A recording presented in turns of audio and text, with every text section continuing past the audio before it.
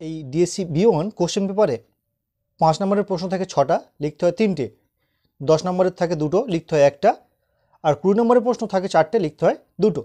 তো আমি আজকের এই ভিডিওর মাধ্যমে এই 5 নম্বরের তোমাদের 3টে কোশ্চেন লিখতে হয়, আমি 3টে কোশ্চেন বলবো। 10 নম্বরের 1টা কোশ্চেন লিখতে হয়, আমি 1টা কোশ্চেন বলবো, এবং 20 নম্বরের 2টো কোশ্চেন লিখতে হয়, আমি 2টো কোশ্চেন বলবো।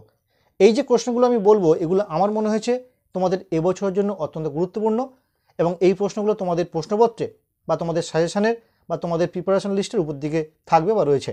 তো দেখে নাও কোন কোন প্রশ্নগুলো। প্রথমে দেখে নেবো 5 নম্বরের প্রশ্ন। দেখো 5 নম্বরের প্রশ্নের প্রথম প্রশ্ন, নয়া গণতন্ত্রের বৈশিষ্ট্য সংক্ষেপে আলোচনা করো। এটি 1 নম্বর প্রশ্ন রাখলাম আমি, মানে তোমাদের যে 3টে প্রশ্ন লিখতে হবে তার মধ্যে এটি 1 নম্বর প্রশ্ন। 2 নম্বর প্রশ্ন হচ্ছে নজরানা পদ্ধতি বলতে কী বোঝো, এটিকে আমি 2 নম্বরে রাখলাম। এবং 3 নম্বর হচ্ছে কনফুসিয়াসবাদ সম্পর্কে সংক্ষিপ্ত টিকা লেখো। এই 3টে প্রশ্ন সঙ্গে পারলে আরও একটি প্রশ্ন, সেটি হলো চীনের মুক্তদার নীতি। তো এই 1, 2, 3 আমি তিনটে যে প্রশ্ন পরপর রাখলাম, 1, 2, 3, এই 3টে প্রশ্ন তোমাদের 5-এর জন্য আমি রাখলাম। এবার দেখে নেব 10-এর জন্য।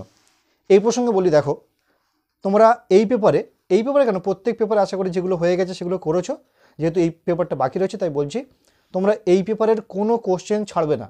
অর্থাৎ তোমাদের যে 5 নম্বরের 3টে, 10 নম্বরের 1টা, 20 নম্বরের 2টো, যা প্রশ্ন তোমাদের আসবে যে কোনো প্রকারে তোমাদের প্রত্যেকটা কোশ্চেন অ্যাটেন্ড করতেই হবে, নইলে কিন্তু পাস করাটা খুব টাফ হয়ে যাবে।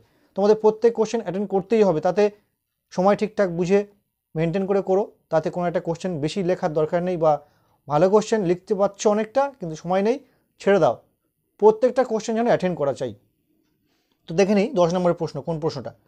10 নম্বরের ক্ষেত্রে আমি এই প্রশ্নটা রাখছি, আফিম যুদ্ধে আফিম কতটা গুরুত্বপূর্ণ ছিল, এই ব্যবসা বন্ধ করার জন্য কমিশনার লিন সে-সু কী পদক্ষেপ নিয়েছিল।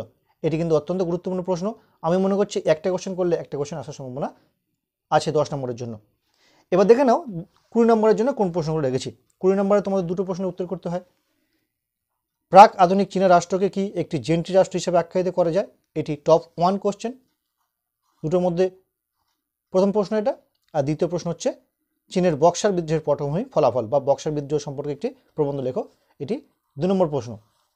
আরও একটি প্রশ্নের সঙ্গে রয়েছে, সেটি হলো চীনের কমিউনিস্ট পার্টির সাফল্যে মাও সেতুংয়ের ভূমিকা, এটি 3 নম্বর প্রশ্ন।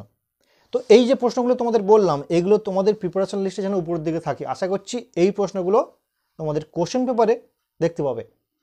তো এর মাঝে আর জিজ্ঞেস করি, তোমাদের বিগত 3টে পরীক্ষা কেমন হয়েছে কমেন্ট করে জানিও, বিশেষ করে ডিএসসি A1 আর আমার সাজেশনের সঙ্গে কোশ্চেন পেপারের মিল কতটা তোমরা কমেন্ট করে জানিও। যদি মিল ভালো হয় বা মিল থাকে, জানবো যে তোমাদের কাজে এসছে বা কাজে লেগেছি আমি। যাই হোক, আজকের এই যে প্রশ্নগুলো বললাম, তোমরা এগুলো একটু তৈরি অবশ্যই করো বা তোমাদের প্রিপারেশন লিস্টে একটু উপর দিকে রেখো, আশা করি কাজে আসবে।